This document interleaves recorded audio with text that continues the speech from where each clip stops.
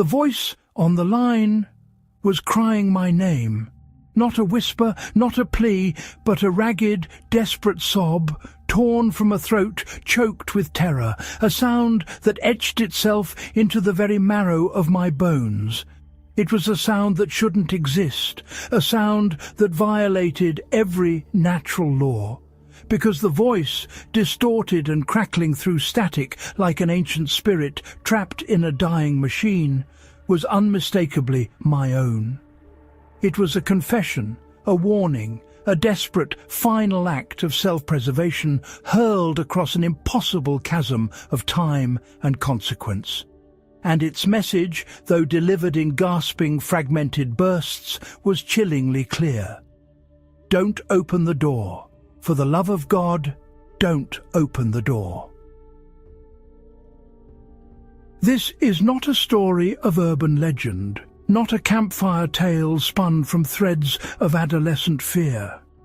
This is an archive, a collection of whispers and screams, of static and silence, pieced together from forgotten answering machines, recovered hard drives, declassified government communiques, and the terrified testimonies of those who have encountered what has come to be known, in hushed tones, as the Midnight Caller. It is a phenomenon that transcends logic, defies explanation, and preys upon a primal human instinct. The need for certainty, the comfort of home, the safety behind a locked door. But what if that very door, that symbol of sanctuary, becomes the gateway to an unimaginable horror, beckoned open by your own terrified voice from a future you desperately need to avoid? The earliest recorded instances of these calls are vague, shrouded in the unreliable fog of memory and the dismissive skepticism of the uninitiated. Imagine an elderly woman in a small, forgotten town in rural Iowa in the late 1970s. Mrs. Eleanor Vance, a widow known for her meticulous routines and her unwavering faith, reportedly received such a call. It was late, past midnight, a time when her rotary phone seldom rang, save for an occasional wrong number. The story, recounted by her bewildered niece years later, tells of Mrs. Vance answering to a muffled, struggling voice that she swore was her own, pleading with her, begging her not to open the back door. There was a frantic quality to the voice, a gasping urgency that had nothing to do with faulty lines or late-night pranks. Mrs. Vance, a practical woman, had simply dismissed it as a prank, a strange dream, or perhaps the early onset of age. She went to bed, her mind dismissing the chilling anomaly. The next morning, her niece found her unresponsive, a faint, almost imperceptible tremor running through her body. Mrs. Vance never spoke of the call again, but her eyes, her niece would later recall, held a look of profound, unspeakable dread, a terror that seemed to have settled deep within her, a shadow she could never shake. She became withdrawn, constantly checking the locks, refusing to answer the phone after dark. This was just one instance, easily dismissed, a statistical blip in the vast tapestry of human experience. But the blips began to coalesce. A young boy in New Jersey in the early 80s, Mark Jensen, recounted to his parents a harrowing experience with a phone call in the dead of night. His parents, initially amused, then concerned by his persistent nightmares, eventually sought psychological help for what they believed was an overactive imagination fueled by late-night television. Mark insisted, with a chilling conviction, that his own voice, much older and riddled with fear, had called him, warning him about the closet door in his bedroom. "Don't open it, Mark," the voice had supposedly rasped. "Whatever you do, don't look inside. Please, don't open the door." His parents found the closet door slightly ajar that morning, something Mark swore he had left firmly shut the night before. No one believed him, of course, but the boy never truly recovered, carrying the quiet burden of an impossible secret, the echo of a future self's despair. As the decades turned, and as technology advanced, bringing with it the dawn of the internet, these isolated incidents began to find each other. Obscure forums dedicated to the paranormal, early bulletin boards filled with conspiracy theories, even forgotten Usenet groups began to document similar tales. The consistency was chilling. A late-night phone call, a voice that was undeniably their own, pleading with them, often crying, to not open a specific door in their home. The phrasing varied slightly, the intensity shifted, but the core message remained immutable. "It's waiting," one voice might gurgle through static. "It knows you're there," another would sob. "Don't let it in," a third would whisper, its voice cracking with despair. And always, always, the singular desperate warning, "Don't open the door." It was in these digital spaces, these hidden corners of the burgeoning online world, that the term "the midnight caller" was first coined. It wasn't just a random occurrence, it was a phenomenon, a terrifying pattern emerging from the noise of everyday life. Amateur investigators, armed with nothing more than curiosity and a burgeoning sense of dread, began to cross-reference reports, looking for commonalities. They discovered that the calls almost invariably occurred between the hours of 1 a.m. and 4 a.m. The duration of the call was always brief, rarely lasting more than a minute, often cut short by a sudden violent burst of static or a terrifying guttural click. And crucially, the door specified by the future self was always a door within the individual's current dwelling. Never the front door of a neighbour, never a door in a public building, but a threshold intrinsic to their personal space. One such amateur, a retired telephone company engineer named Arthur Finch, became obsessed.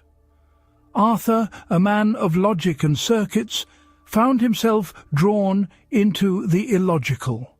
He meticulously collected transcripts, listened to grainy recordings submitted by terrified individuals who had managed to hit record on old cassette answering machines. He analyzed the unique frequency signatures of the static, the peculiar distortions in the vocal tracks, the unnerving absence of a dial tone or a connection sound characteristic of a traditional long-distance call. His conclusion, delivered in a self-published pamphlet that few ever read, was simple yet profound. These were not conventional phone calls. The sound was too old, too raw, as if the voice was being ripped not just through time, but through a fabric that was never meant to be torn. He hypothesized a form of temporal displacement, but one with a terrifying caveat. The calls weren't just warnings, they were echoes of a failure. The future selves weren't just trying to prevent their past from making a mistake. They were desperately trying to prevent themselves from becoming what they now were. The chilling implications of this hypothesis sent shivers down the spine of anyone who truly grasped it. If the calls were echoes of a future self, then that future self must have already opened the door. And whatever lay beyond that threshold, whatever horror they encountered, was so profound, so devastating, that their only recourse was to breach the impossible barrier of time itself, to issue a warning that had already, in their own timeline, failed to be heeded.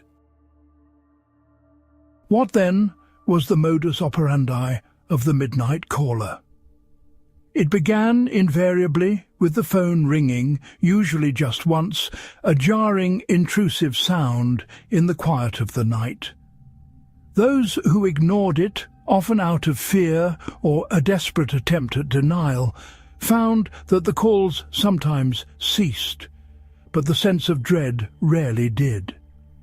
A significant number of reports from those who chose not to answer speak of an increasing feeling of being watched, of inexplicable cold spots in their homes, of faint, almost imperceptible scratching sounds emanating from the very door the voice would have warned them about.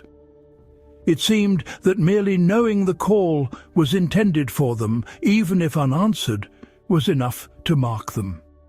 The unseen entity or consequence or paradox seemed to understand.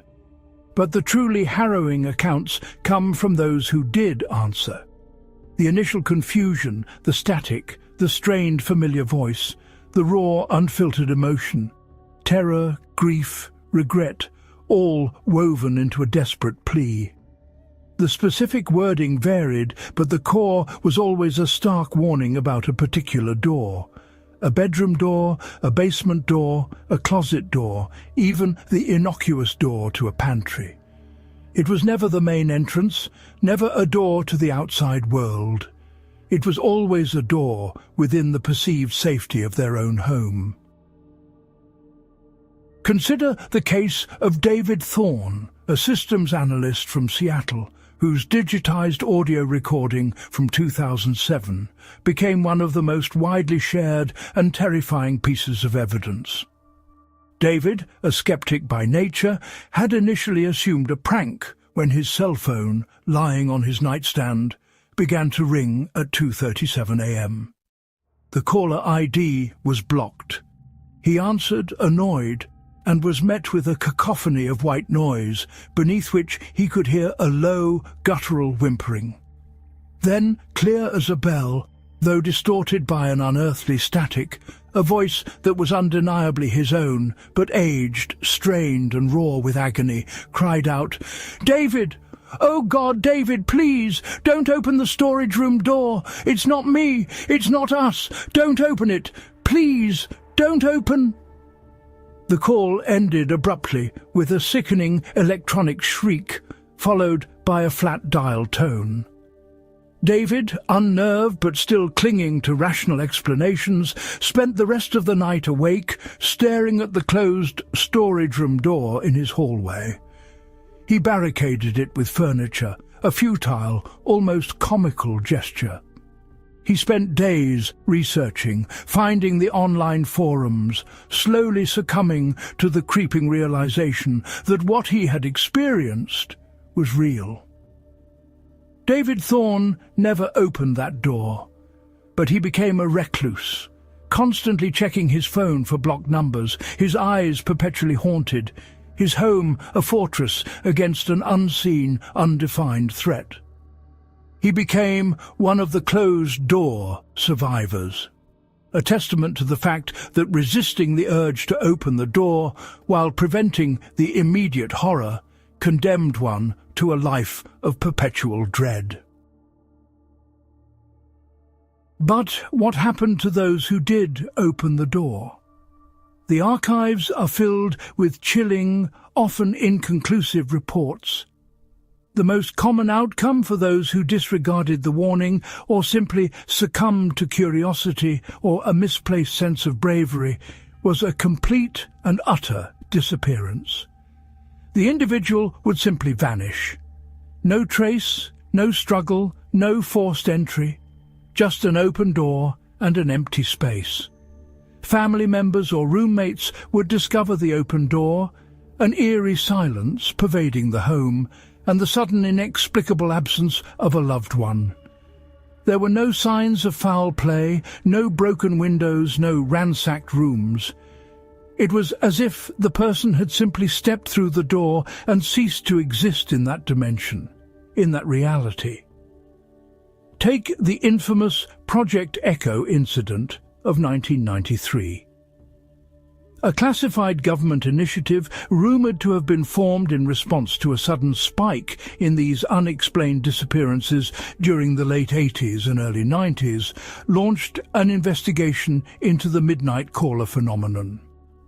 Their methods were ethically dubious, their conclusions terrifying.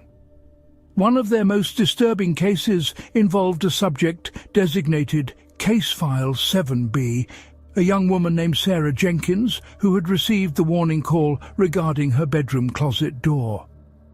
Under intense observation and against the fervent pleas of her future self, which was recorded and analysed by Project Eco operatives, Sarah was instructed to open the door. The moment she reached for the knob, the phone in the observation room, set to record the future self's panicked reaction, emitted a final, ear-splitting shriek, then went dead.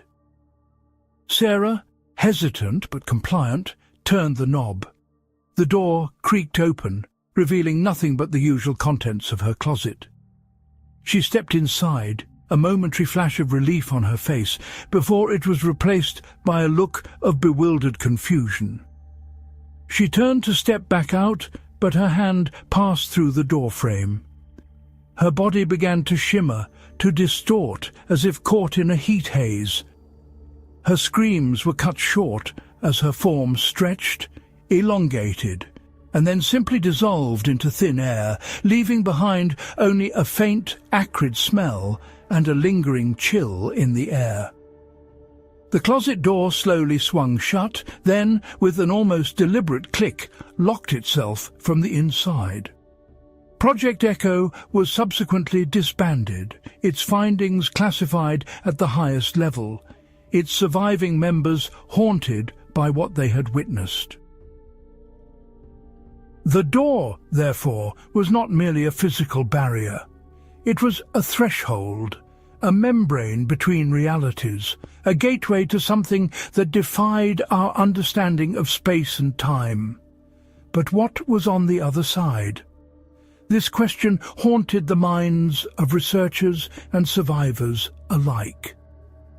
Was it an interdimensional predator, using the temporal paradox as a hunting ground? An entity that mimicked human fear, luring its victims into its domain? Or was it something far more existential, something that fractured the very notion of self? One prominent theory, often discussed in hushed tones among the remnants of the online communities, posited that the entity behind the door wasn't necessarily malevolent in a conventional sense. Instead, it was a temporal parasite, feeding not on bodies, but on choices. By opening the door, the individual wasn't just stepping into another dimension. They were stepping into a divergent timeline, a branch of reality where the future self's warning had gone unheeded. The future self's desperate call was a failed attempt to merge the timelines, to bring the past self back onto the correct path.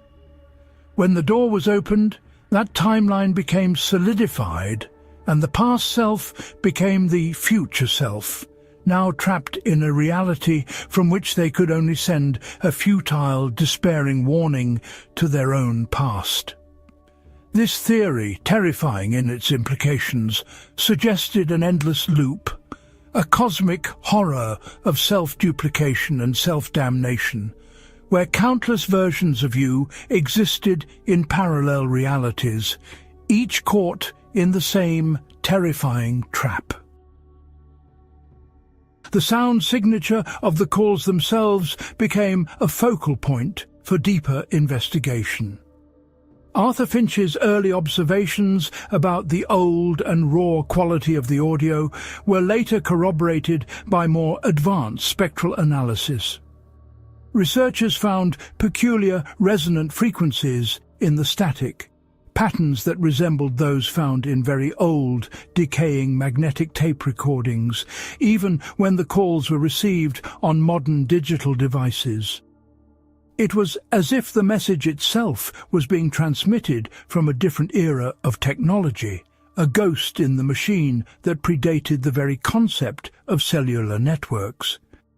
The voices, too, were not merely distorted. They carried an underlying resonance, a faint, almost imperceptible hum that some liken to the sound of grinding gears or the slow, rhythmic beat of a gigantic dying heart. It wasn't just static, it was the sound of reality itself straining. The psychological toll on those who received the calls, regardless of whether they opened the door, was immense. Paranoia became a constant companion. The ringing of a phone, once a mundane sound, transformed into an anxiety-inducing alarm. Sleep became a luxury, often interrupted by vivid nightmares of dark doorways and pleading voices. Homes, once sanctuaries, became cages, their walls whispering with unseen threats. Survivors spoke of a constant feeling of being watched, of a cold breath on their neck in empty rooms, of fleeting shadows in their peripheral vision. Even the act of closing a door became fraught with dread, a silent prayer that the latch would hold, that the barrier would remain impenetrable. Many resorted to drastic measures, unplugging all phones, boarding up the specific door mentioned, even abandoning their homes entirely. But the fear, it seemed, was not something that could be outrun. The calls, though they might cease for a time, sometimes returned, or took on new, even more insidious forms. In the mid-2010s, with the widespread adoption of smartphones and video calls, the phenomenon evolved, adapting to the changing landscape of communication. While landline calls still occurred, new reports surfaced of video calls appearing on cell phones, often from blocked numbers. Upon answering, individuals would see their own distorted reflection staring back from the screen, their face contorted in agony, eyes wide with unspeakable horror, lips moving in a silent scream before the screen dissolved into a mosaic of static. The terror was amplified, the visual confirmation of one's own future despair, a torment far greater than an auditory warning. The door, too, began to change. Sometimes it wasn't a physical door at all, but a digital one. A specific file on a computer, an unopened email, a seemingly innocuous link. The warning, still delivered by the future self, would be adapted. Don't open the file. Don't click the link. Don't read that email. The entity, whatever it was learning, adapting, finding new pathways into the present, new thresholds to tempt or trap. The mystery deepened further when a peculiar subset of cases emerged. Individuals who claimed to have received the call before they had ever heard of the midnight caller phenomenon, but had, against all odds, managed to successfully prevent the event described by their future selves.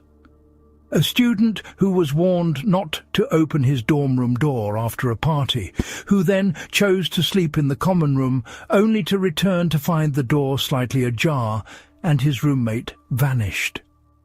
A young mother who received a garbled warning about her child's nursery door, and spent the night silently guarding it, only for morning to reveal a strange, almost ethereal coldness emanating from beneath the door, a coldness that rapidly dissipated with the dawn. These individuals became beacons of hope, proof that the warning, though desperate, was not always futile. But even for them, the victory was fleeting. They carried the heavy burden of knowledge, forever changed by the impossible truth. They became watchers, forever on guard, knowing that the midnight caller might simply find another door, another time. The implications of the midnight caller phenomenon stretch far beyond mere horror. They touch upon fundamental philosophical questions of free will versus determinism. If your future self is calling you, does that mean your fate is already sealed? Or is the call itself an act of free will, a desperate attempt to defy a predetermined outcome. And if the future self is still alive enough to make the call, what kind of existence do they endure on the other side of that open door? Are they truly gone? Or are they trapped in an unimaginable torment, their consciousness stretched and distorted across timelines, their only solace the fleeting hope that a past version of themselves might succeed where they failed?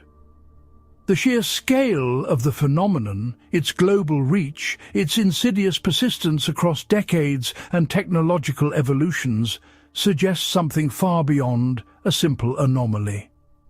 It suggests a fundamental weakness in the fabric of our reality, a tear in the veil that separates what is and what could be. The midnight caller is not just a warning. It is a symptom, a terrifying indicator of a larger unseen mechanism at play. It is the sound of time screaming, of causality unraveling, of the impossible becoming terrifyingly real. We live in a world saturated with information, with communication at our fingertips. Every device, every connection, every digital pathway is a potential conduit. We crave certainty, crave connection, crave the familiar ring of a phone that brings us closer to loved ones. But what if that ring, that seemingly innocuous sound, heralds an unraveling? What if the voice on the other end is not a friend, not a loved one, but the desperate, broken echo of yourself, crying out across an impossible void, begging you to resist an urge you don't yet know you possess? The calls still happen. Somewhere, right now, a phone is ringing in the quiet dead of night. A voice, distorted and desperate, is pleading with a past self, tears in its voice, agony in its words. A choice is being presented, to answer or not to answer, to believe or to dismiss. And always, always there is the door, that silent, solid barrier, a gateway, a point of no return. You might laugh, you might scoff, you might dismiss this as mere fiction, a macabre tale designed to elicit a cheap thrill. But as the shadows lengthen and the house settles around you and the hour creeps past midnight, listen closely to the silence. And if, in that profound stillness, you hear the distant, impossible ring of a phone, remember the desperate plea. And whatever you do, whatever reason your mind conjures, whatever curiosity gnaws at your soul, don't open the door.